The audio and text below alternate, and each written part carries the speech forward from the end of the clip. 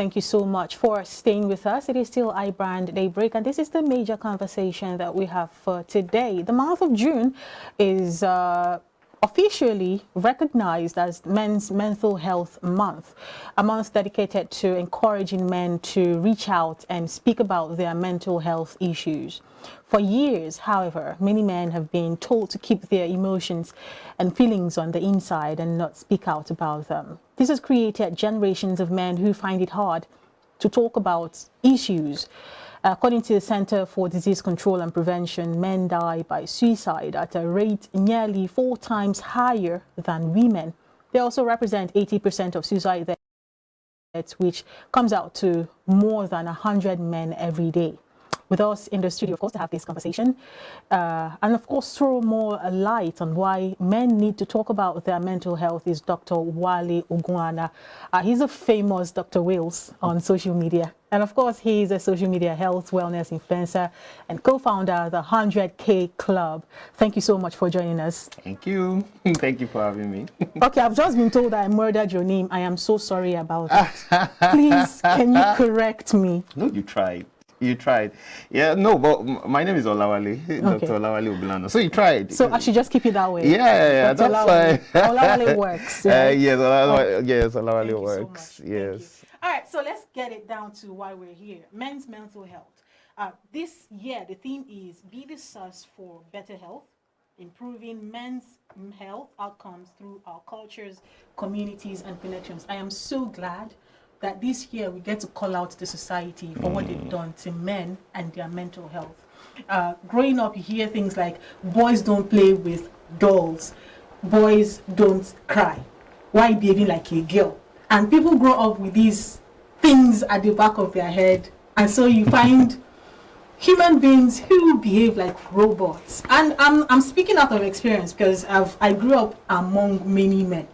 My mom did not have a lot of girls, and so did my father's brother. So we have a lot of fewer cousin girls than we have cousin boys, and it is prevalent. And if it's like that in my family, imagine when we put everybody that is in this society together, it's a lot. Boys don't know how to react to things, especially when it is paining them. You see somebody boiling on the inside, why not just talk about it? He would rather walk away. And we have things in society that say, when push comes to shove, just walk away. Why are you talking like a woman? You're talking too much. Please. Yeah. How do you react to these things? Okay, so I think now it's good that we are having this conversation about this, where we talk about, cultures and connections. So one of the biggest things that we have faced right here in Nigeria and Africa is, stereotypes and expectations. So there is a certain stereotype for a man. The moment you begin to, come out of that stereotype where you're supposed to be strong, right? You're supposed to take initiative. You're supposed to be the breadwinner. You're supposed to be the provider. You're not supposed to cry in public. You're not supposed to show any form of weakness, show no fear, that kind of a thing. Maintain your steez. Steez and composure has to always be on 100. And all of these things actually create a certain stereotype. And certain expectations. Now, it's not supposed to be a bad thing. We are not saying that all men should come out now and start crying on TV and all of that. No. But the truth is, it is okay if you are not in that stereotype. It is okay. It is definitely okay. The fact that, in fact, it takes a man to be able to acknowledge that, because it takes a whole lot of effort and a whole lot of boldness to acknowledge that you are going through something and you need help. You see here in Nigeria, you see that a man will be going through something, he won't talk to anybody. You just see that he's just going about, and then all of a sudden you just hear that I had this, I had a situation of this was a fellow church member where he had issues. We didn't even know until after he had committed suicide that he had taken so many loans, and maybe he was scammed. He was unable to pay them as that when due, and he didn't tell anyone. No one really knew, but he was coming to church. He was happy, and this particular day he told his family to go to church that he was coming, and it was when they went to church he committed suicide, and by the time they got back they met him there. These are the things that actually happen, and this is in our own community here. And like you mentioned in the introduction that, men are 4 times more at risk of going, having suicide. The same thing is with men as well when it comes to, substance abuse. They, you see that many of them, depend on drugs, they depend on alcohol, just so that they can use that as a means of escape. So, and then some people even use their work. Some men are more or less escapists. They go to their work and they use that as a reason, since let me just go to work and just try and forget about it and focus. And talking about it,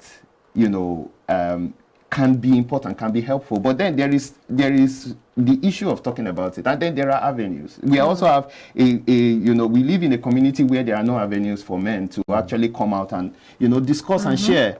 These are some of the things that we are now discovering because we talk about connections, right? We don't have those. It's in countries, developed countries, that are beginning to acknowledge the importance of men's health and men's mental health. That we have communities now that are growing up trying to acknowledge that men's mental health needs to be taken care of, and as such, we need to start creating open areas where they can actually have these conversations.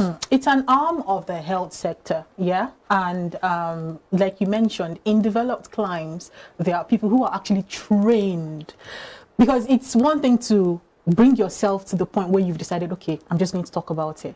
And then the person you're talking to, how do they receive it? Do you understand? That's also another end of the conversation. So we've grown in a society where an average mom already knows what to tell the girl that is growing up about boys, about life, about things to expect. Even the men find it difficult to have these conversations with their young boys growing up because they don't know it, and you can't give what you don't know. And if you want to look at it on a broader scope, you see that there is a lot of work left to be done, because how many persons can you train? How much persons can these people reach? And at what rates? Okay, so I think it all starts from home. When we always talk about charity begins from home, charity begins from home. So I watched one video on Twitter yesterday. My wife shared it with me. And, this was a son and his father, both of them, they were being interviewed. And, the son, the father asked a question that, was there anything that he probably did that affected him as a man? Too. And he opened up saying that, he wanted to talk about stuff with his father, but, his father has left the house before he wakes up. By the time he sleeps, the father is still not back. So he doesn't see the dad. Except apart from weekends. Wow. And then, he knew that they were fighting. He knew that there were issues. That he was expecting that the father would open up to him. So these are some of the things that start from home. So you grow up in a place where the father doesn't talk. He doesn't say, it's the mom that is the vocal person in the house. The father just comes, provides how are you, my dear, and then he moves. But that's just it. How are you? And then he moves. There's no presence. And even for the boys, there is no avenue. And when maybe the boy is crying, the father will be like, why are you crying? Are you supposed to be crying? Don't you know that you're a man? Those kind of things. And you start having this kind of things. And it's normal. Later on in life, you discover that it's normal to go through a lot of issues and to come out like to talk to people about it. So these are some of the things. So it starts from the house. So if we can start imbibing that culture of being present with our children, talking to them, having conversations with them, I think these children, our generation, like the children, they are more open to sharing. And if we can start opening up those channels. Oh, and that's like another kettle of fish, because these children talk too much, and we're looking at them like this Gen Z do not have respect. It is because the parents. It is because the parents are not listening to them. That's why they are coming to social media.